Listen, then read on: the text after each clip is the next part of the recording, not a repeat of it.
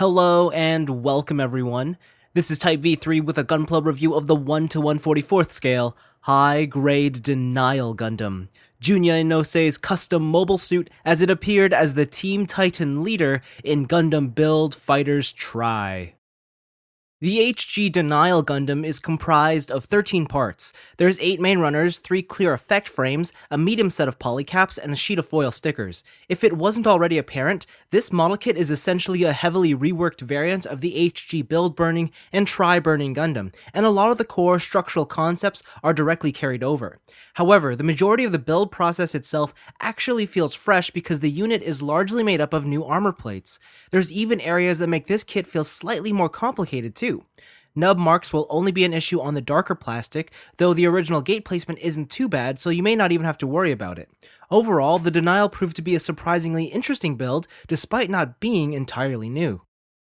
Fully assembled, and the Denial Gundam looks pretty awesome from a quick snap build, or at least gives off the impression of having a completed appearance. Good part separation serves as the underlying strength to the visuals. There isn't an abundance of it, nor is it complex, yet it's been implemented effectively. Smaller details are finished with the use of stickers, specifically covering the gray areas on the feet, shoulder pads, and sides of the knees, the white squares on the ankles and wrist guards, the black vents in the thighs, and finally the eyes and head cameras. Personally, this is about the maximum I'd like to have to deal with stickers on a model kit. The only issue I really have with the Denial are the proportions. I think the upper body should be stretched vertically slightly to match up with the animation line art. Otherwise, this is a great looking kit straight out of the box. When it comes to further detailing for anime accuracy, there's barely anything else the HG Denial requires from the modeler. Aside from the chest, panel lining opportunities are almost non-existent, and there isn't an abundance of places to line edges either. Seam line coverage can be done to the forearms and lower legs, though I do think that the seams themselves blend in naturally with the Denial's aesthetics as it is. The only thing I'll point out is that this mobile suit has gorgeous, sparkly magenta clear pieces placed throughout it, signifying that the Denial Gundam's burning burst system has been activated. However, this kit does not include clear gray pieces to replace them for a deactivated state, so you will have to paint over these if that's your preferred display. Something that doesn't quite translate well from the promotional photos to having the model kit in hand is its size. At just under the 6-inch mark, the Denial is larger than expected for a 1 to 144th scale kit, and somehow manages to feel even bigger in hand. For articulation, the Denial Gundam actually has a pretty interesting setup for the head joint here because, as you can tell, the head alone has to support the weight of all this plastic, and it's a lot. So what they've done is, and I'm just going to remove this so you can see, what they've done is it's a ball joint on the top, but there's a little nub, so that basically limits it to just being a side-to-side swivel. And then at the base of the neck, there's actually a really strong hinge that controls the up and down movement. Now, together they work and give you exactly what I just said, but they don't make for the best combination in terms of making you have, or at least giving you, those very emotive type of head poses. So that's the only thing to worry about. For the torso, you do have a waist swivel at the bottom there, and then you also have a ball joint mid-torso, so you have one that you can roll.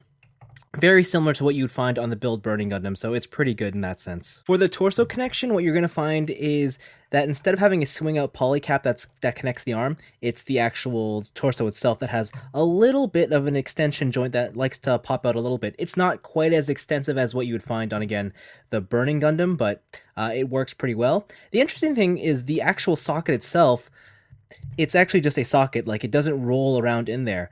So that means you have a little bit less articulation, but you have a far more secure connection to the torso. Now, the ball joint is actually connected on a slightly extended ball joint, so you can pull that out and get a little bit more range, and in conjunction with the torso piece, you do have a bit more range overall.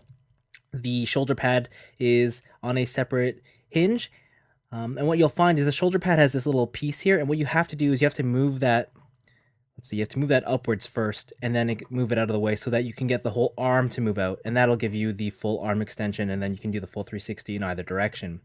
It is something you also have to watch out for when you're doing the bicep rotation. The double jointed elbows, fantastic, and then there is a ball joint at the wrist with a hinge, so that's pretty good. The only thing is this wrist cuff does limit the most potential you'll get out of it. Below the waist, you're going to find a single front hip skirt that moves forward, and it works pretty well. The side ones are pretty awesome because they're not connected to the waist at all. Instead, what you have is this hinged ball joint piece, and this just lets it move out of the way wherever you want. And I really love this. It's something that I would like to see on other kits, but I understand that it's kind of just unique to this Gundam design, but it's really cool how it's been implemented. The actual hips themselves are universal joints. They move forwards, they move outwards, and they're connected together so they can shift in conjunction with one another. I'm just going to remove this because it's easier. Then the back hip skirt, of course, has a little bit of movability as well, so you can get that out of the way. You do have a double joint at the knee, pretty decent. The ankles, or the ankle guard, is on its own little ball joint connection, so it can sort of shift and move out of the way. You do have a hinge and a ball joint for the ankle itself, although what I will say is because he has these really, I want to call them high-cut boots, the ankle tilts aren't as deep as I'd like them to be. So that's sort of a bit limiting, but what it can do is pretty decent. Being based on the super articulated build Burning Gundam, you'd expect the denial to be equally as posable. Well, it isn't. Things are a touch limited due to the more intricate visual design. First up on the HG Denial's accessories are its 4 pairs of hands. There's fists, open palms, karate chop hands, and gripping hands. Do note that the gripping hands don't utilize the hinged ball joint connection. For weapons, you get 2 particle slash effects as well as a replacement hairpiece. The former easily fits into the Gundam's forearms and serve as extended melee options, while the latter has swivel points to create a more dynamic display. Next up are a set of parts to enhance the display of the Burning Burst system. You get flame parts for the forearms, flame parts for the shoulder pads, and very large energy wings. They perform exactly as advertised and give the Denial Gundam a more impressive display. Finally, because this model kit is rooted in the high-grade build Burning Gundam and fictionally can execute all the same techniques, it includes all of that model kit's original effect pieces too. Only they've been cast in a beautiful sparkly pink-violet combination that's just stunning. Everything from the volcano-like effect pieces to the flame wheel are here, and they work in the same manner too. For a closer look at how they actually function, make sure to check out my HG Build Burning review. From the perspective of a model kit or even a pure consumer product, the 1/144th scale high-grade Denial Gundam is quite fantastic. The build process is fun and engaging, the straight assembly visuals are outstanding, and the high feature set make it very playable too. What's more is that despite being based on a previous release, there's enough differentiation here that makes the kit feel almost new. If there was one spot of weakness to highlight, it would be that the Denial's articulation isn't as extensive as the original model kit it was developed from, and this is solely due to the unique design of the mobile suit.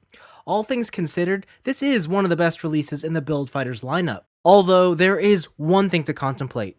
All of the actual qualities associated with this model kit have already been offered before with the high-grade Tri-Burning Gundam, and the Denial itself is more or less a remixed package of that, so recommending this kit doesn't conclude with a simple yes or no answer. Rather, do you find value in the changes that the high-grade Denial Gundam has to offer? Of course, if you've yet to experience any of these model kits, well, let's just say you're spoiled for choice. But that's all for me. Thanks for watching, and when Build Fighters coverage returns, we'll check out some super combinations.